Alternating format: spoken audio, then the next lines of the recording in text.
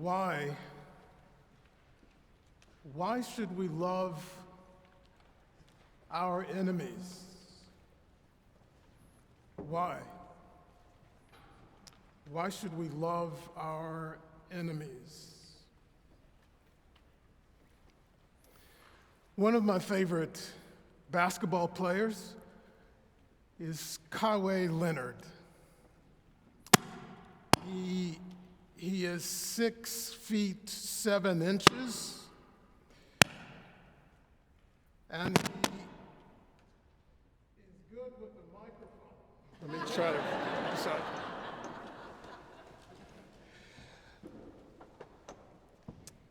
So he has a wingspan, which is 7 feet and 3 inches. Can you imagine a human being like that? He plays for the LA Clippers. He's one of my favorite players, but don't worry, I still support the Celtics. But what I like about Leonard is unusual.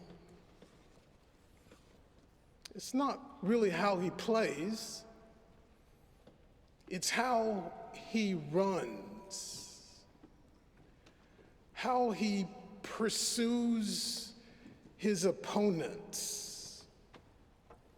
When he runs, his gait is strange. He kind of gallops.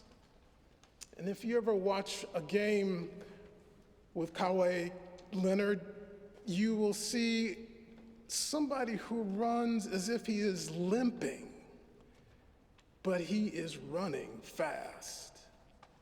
He's like the hound of heaven in the Francis Thompson poem, The Hound of Heaven.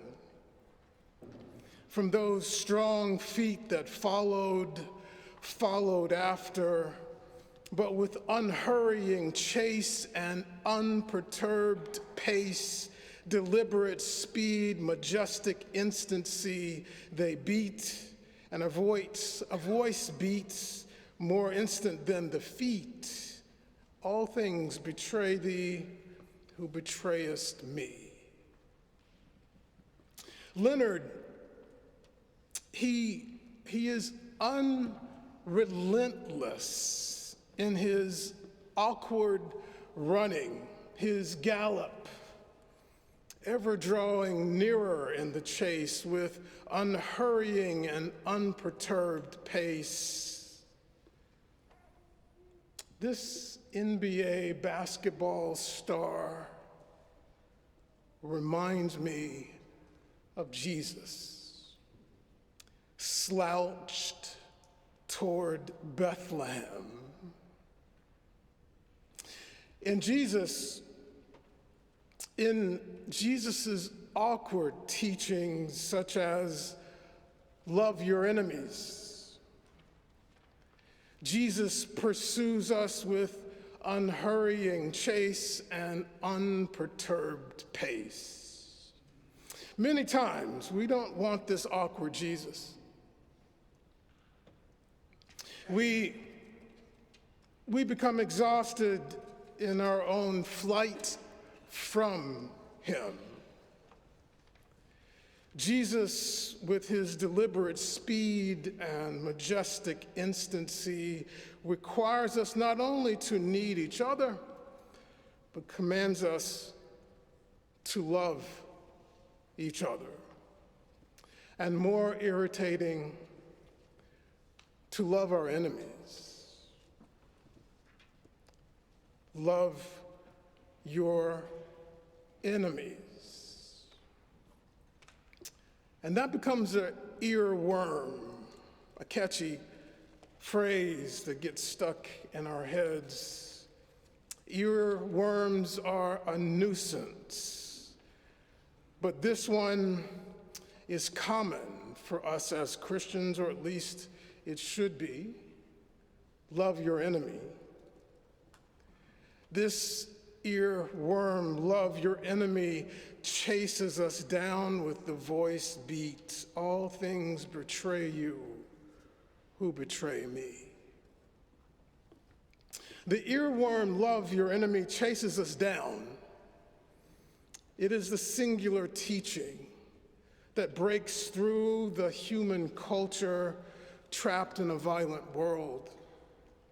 This earworm leads to Jesus's golden rule, the principle of treating others as one would like to be treated. The golden rule is sometimes referred to as the ethic of reciprocity, meaning that we should reciprocate how we would like to be treated. And unlike the blatant command by Jesus to love your enemy, the golden rule has a little more of an elegant gait to it. More like Stephen Curry's crossover dribble that enables him to shoot his elegant three-point shot. The phrase golden rule was coined in the UK by Anglicans Charles Gibbons and Thomas Jackson in 1604. They coined this English phrase, golden rule, which is about reciprocity, which can be found in the tenets of most religions of the world. The golden rule can be articulated both positively and negatively. Positively, treat others as you would like others to treat you, and negatively, do not treat others in ways that you would not like to be treated. This elegant golden rule, the semblance of the golden rule, could only and also be available in other religions. For example, interpreted in Judaism, for example, in the Hebrew Bible or the Old Testament. If you read Leviticus chapter 19, verse 18, it says, "You shall not take vengeance or bear a grudge against your kinsfolk. Love your neighbor as yourself. I am the Lord." And one of the most famous rabbis, Rabbi Hillel the Elder, recognized love as the fundamental principle of Jewish ethics. The Muslim scholar studying Islam, Al-Qurtubi, sees and interprets the golden rule as one who regards an injury to one's own self when there is an injury to the other. He says that the universal application of the golden rule is inevitable for the human race.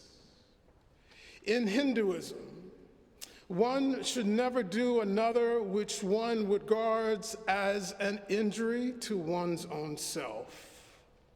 By making dharma, which is the harmonious behavior with others, our focus, one cannot help but treat others as if you treat yourself. The Buddha made this negative formulation of the golden rule one of the cornerstones of ethics in Buddhism. Hurt not others in ways that you yourself would find hurtful.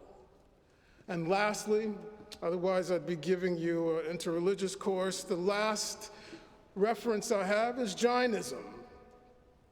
The golden rule is essential in the prohibition of causing any living beings, even insects, to suffer. Jainism forbids inflicting upon others what is harmful to oneself. So, as much as Jesus chases us with the golden rule, we as Christians cannot claim its uniqueness. As much as I would want to see Christianity as controlling the discourse of the golden rule, And as proud as I am for Anglicans coining the term golden rule, I'm afraid that Gandhi is right. Gandhi is right when he said, "I like your Christ. I do not like your Christians. Your Christians are so unlike your Christ. If it weren't for Christians, I'd be a Christian."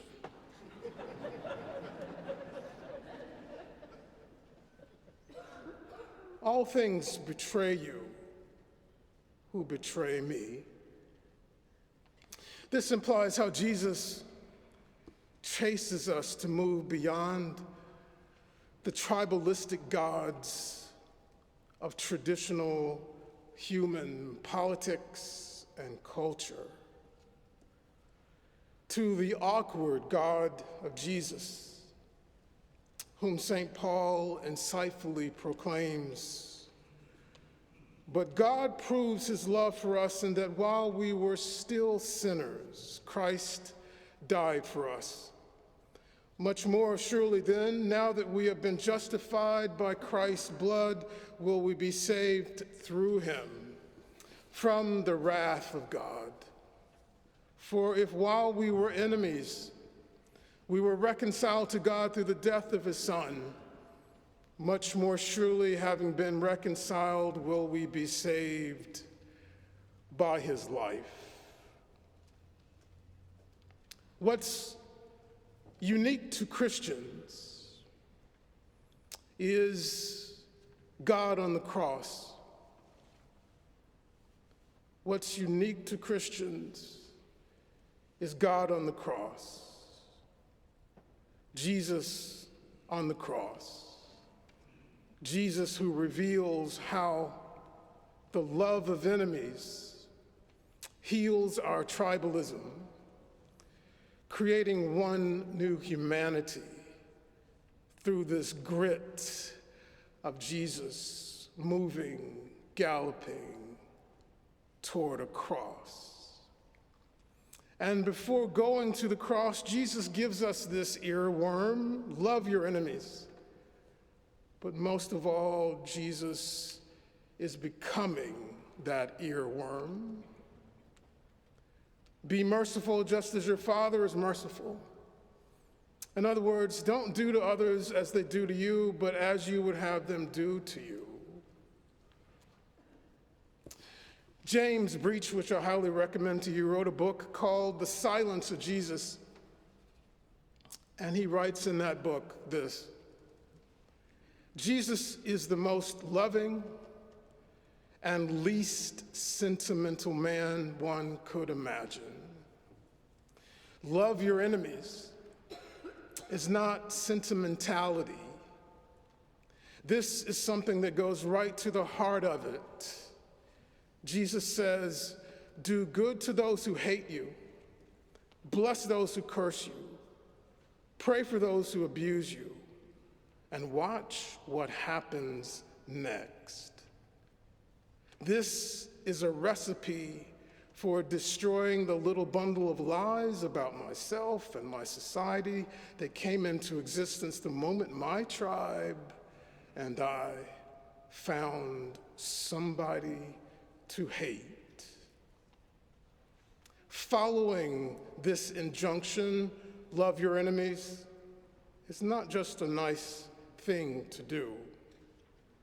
It's a matter of destroying the whole system of mystification, which has been the womb in which we have lived and moved and had our being.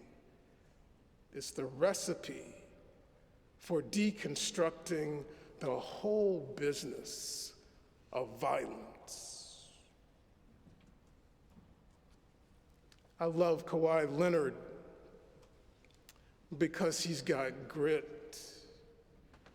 He is awkward in his running, but he knows exactly what to pursue and how to win.